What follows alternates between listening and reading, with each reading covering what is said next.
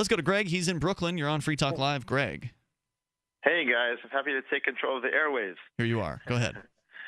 Ian, I think you were there yesterday. I was talking about wealth redistribution and safety nets, basically.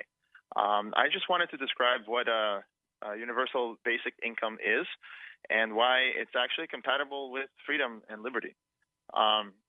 This should be interesting. Go ahead. Sure. Well, I mean, it's not surprising. So you're talking about socialism? Or the fact that he wouldn't use that word. People deserve an income just for existing? That's right. That's what he's talking about. Right. Well, deserve is an interesting word. But, I mean, if you look back, Milton Friedman, Friedrich Hayek, definitely argued in favor of such a thing. I don't care. Doesn't matter to me. Are you advocating this idea because these great names advocated it, or because you actually think that it's right? He's just name dropping. Look, that doesn't impress me. I don't care. who advocated. Wait, I want to hear this argument though. It might be a little. Well, no, I do want to. No, I want. Exercise. That's what I want him to do is get past the name dropping. It doesn't impress me. I want to hear the actual pitch. So go ahead. Well, it's very simple. If you're going to talk about liberty, you need to talk about what actual liberty is. And actual freedom is the ability to have options and to choose between them and to take risks. If you're not able to take risks because your options are, let's say, to starve versus to keep working at a company, or to become homeless, or to keep working in your career, which is being eliminated, that's not real freedom. So if I'm talking about actual freedom, having a safety net enables people to actually choose between working 10 hours a day or 12 hours a day with no overtime and working 4 or 5 hours a day and re-educating themselves for some other career or spending more time with their family or anything else. Who provides the safety net? So you're just kind of rehashing the points you've made over the last few nights, Greg. I mean, you're going to have to keep this fresh if you want to keep calling. We can't have you call about the same topic every single night. I want you to tie this in and explain to me how it is that this universal paycheck that you say every human being should receive is somehow compatible with the ideas of freedom. That I want to hear from you. We'll come back with more. It's Free Talk Live. More with Greg coming up. We go back to Greg. He is with us here. He's calling about his idea of what he calls unconditional basic income. It's a welfare check given to everyone. This is my understanding, Greg, and if correct me if I'm wrong here on what I'm saying. It's a sort of a subsistence welfare check cut to everybody in the whole world, and that's what you want to see happen. And you're now going to explain to us how that is in some way consistent with the ideas of freedom. Go ahead. I apologize if there's a lot of overlap with what I said in the past. I don't want I want to keep it fresh, absolutely. So listen, basically, I'll give you a practical example that's happening today. It's an example I brought up yesterday, but I really just want to get into it. It was basically one of my friends, his daughter's working at a pharmacy. She was working there 5 years ago.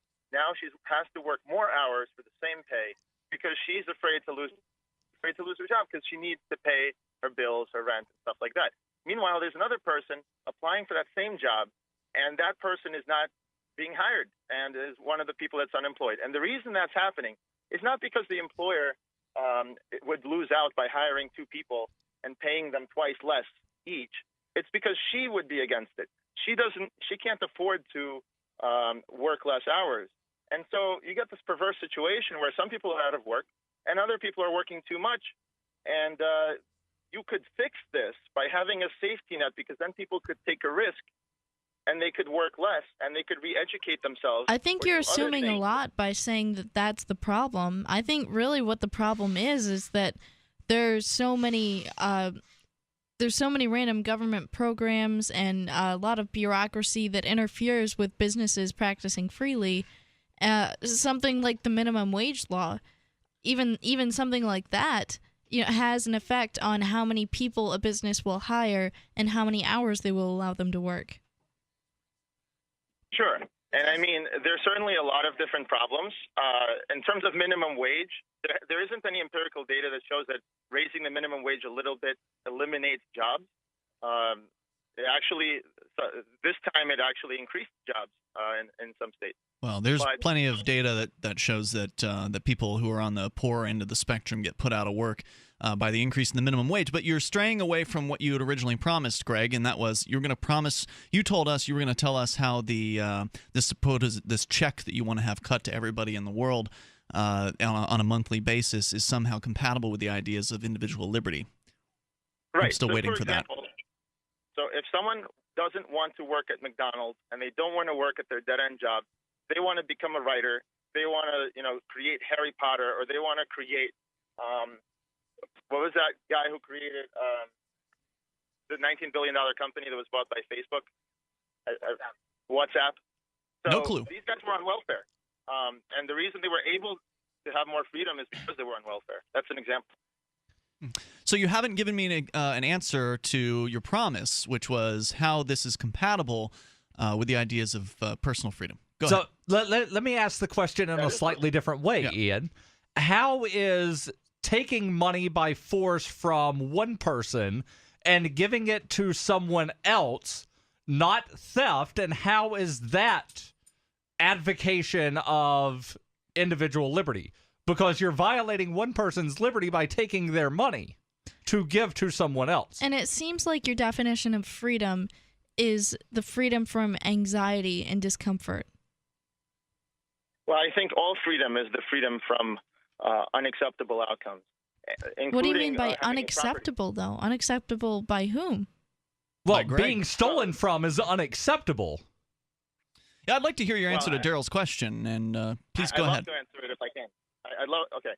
Basically, I think if you always look at the end of property rights and you take property rights to trump every other type of right, including the right to stay alive, for example, if you don't consider that to be a right, but the right to have your property defended is also force.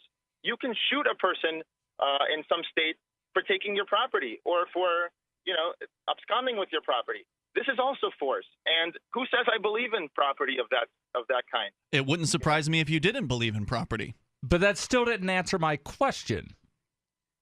What was your question? Go ahead and ask it again. What's your question? How is it promoting freedom to steal from one person to give to another? Because it's not stealing when fiat currency is taxed. So what you're saying is you wouldn't be taxing people, you would just be printing the money out. Well, first of all, yes, you are printing the money out. Yeah. Okay, so your plan is to have a central bank print money and distribute printed money to everybody every single month. So you'd have inflation on a fairly regular... Kind of like what's happening now. You'd have, well... It would be a lot worse than what's happening now. Yeah, he wants to do it to every individual. Whether or not you care or interested, you would receive the check. So you'd be printing up money. You'd have a greater rate of inflation. Prices would likely be continually on the rise as a result of that. But what if... Here's another question for you, Greg. What if I don't want to use your money? What if I decide I'm not interested in having this inflationary money and I'd like to use Bitcoin or gold and silver or something like that? And I'm just happily doing business. We're running our radio show and you're out there printing a bunch of money from the central bank and giving it away to people. Some people are probably taking it, although it's more and more difficult to deal with because prices are always rising. But I'm using Bitcoin. Would something happen to me? No, you can use whatever assets you want, including Bitcoin. The thing that creates demand for fiat currency is taxes in the first place. What? So wait, so just to be clear, so what you're saying is I could opt out of your system entirely. As long as I don't use your money, I wouldn't be subject to the problems that your money's causing? Sure, if you can afford to, if you're rich. But if you're poor, you can't opt out of the system because you'll die. What are you talking about? If you're poor, you can have Bitcoin too. Anybody can have Bitcoin. Anybody can grow chickens in their backyard and barter the eggs. Well, then you wouldn't be poor, would you, if you had something? Greg, thanks for the call tonight. I don't know what you're talking about. What does that mean? He's saying if you have something, you wouldn't be poor? Poor is a range, right? Like in America, being poor means you've got one television instead of 5 televisions. Right. Right. You're poor if you make like $150 a week. Yeah, poor people have things. In fact, in America, they have more things than some middle class or upper middle class people in some poorer countries. But they still have things. Like even homeless people have like jackets. They have clothes. Right. Sometimes they have shopping carts. Then they're not really poor because they have a shopping cart Right. that How they dare stole you from call Walmart. yourself poor if you have things? thing You should is- be naked and itemless. Greg has this socialist redistribution of wealth fantasy. and he doesn't want to admit that he's going to force everybody into it with the point of a gun, because that's the only way you can make it work. And of course, it doesn't work then anyway because of all kinds of crazy economic factors that he's probably not aware of, like inflation on his money supply that he's going to be constantly increasing on a monthly basis to cut checks to everyone. Talbot on the line, listening in North Carolina. Talbot, you're on Free Talk Live. Yes, sir. Can y'all hear me? Yes, go ahead with your thoughts.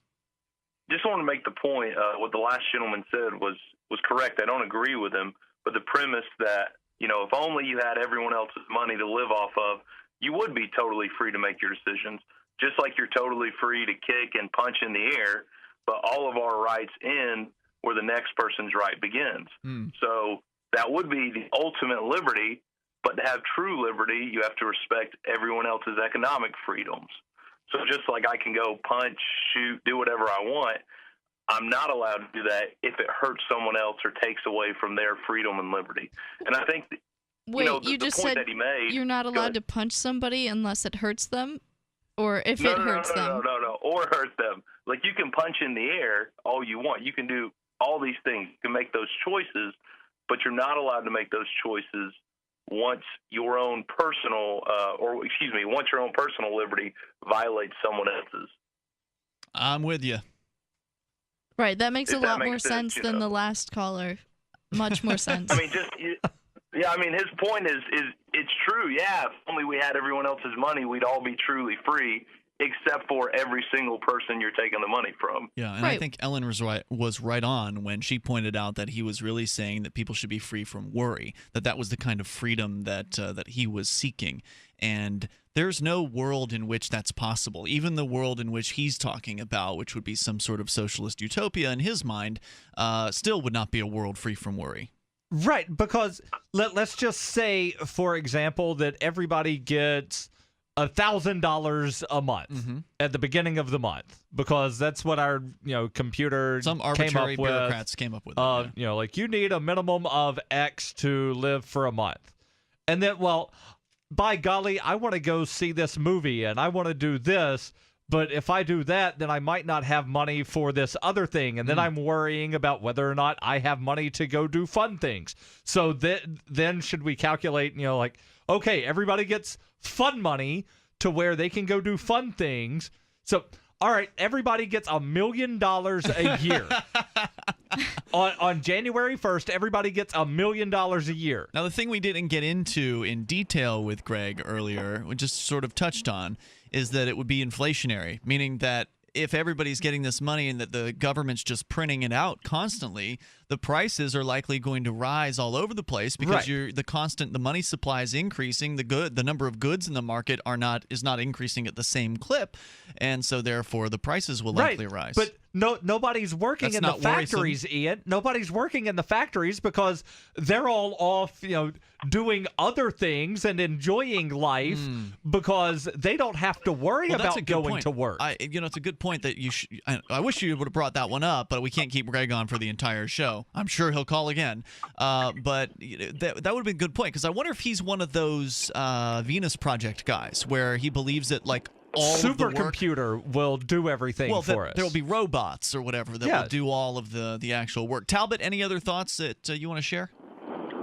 Yeah, absolutely. Just one last thing. Talking about the inflationary impact, I know that generally gas prices and food prices aren't included in inflation. You look at the quantitative easing we've been doing the past few years, programs like Cash for Clunkers, 4 years of unemployment, and right now, if you're a regular middle class, even upper middle class person, you're feeling the pinch every time you go to the gas station, every time you buy groceries. And then our president, you see him actually advocating exactly what Greg did. Well, because we gave so many people unemployment benefits for 4 years, because we were so generous to them, when in actuality, it's just the biggest crock of crap you could have as an excuse for being lazy. I just want everyone else to pay for me so I can have my true freedom. It's just selfish. And to me, it's quite frankly un-American. It's unpatriotic. And I wish that we had more people who just, had the backbone to get up and work rather than accepting that government check. That's what we were talking about last night. He called about the same idea. And thank you, Talbot. I'm going to let you go. I appreciate your call tonight, though. we were talking with him about the same idea last night, and my point was, if I don't have to work, why the hell should I work? I mean, what's the incentive for me to work? Oh, well, he said you'll make more money. If you work in his society, you'll make more money. So if you don't work, you get the minimum subsistence check. If you do work, you'll make more above that. And so ultimately what's going to happen is if everybody gets the same check every month, it'll be worthless. The check will ultimately become nothing. It will buy you nothing. $1,000 a month will be like a penny over time. Right. Free Talk Live, 7 nights a week from 7 to 10 Eastern, live on the Liberty Radio Network at LRN.FM.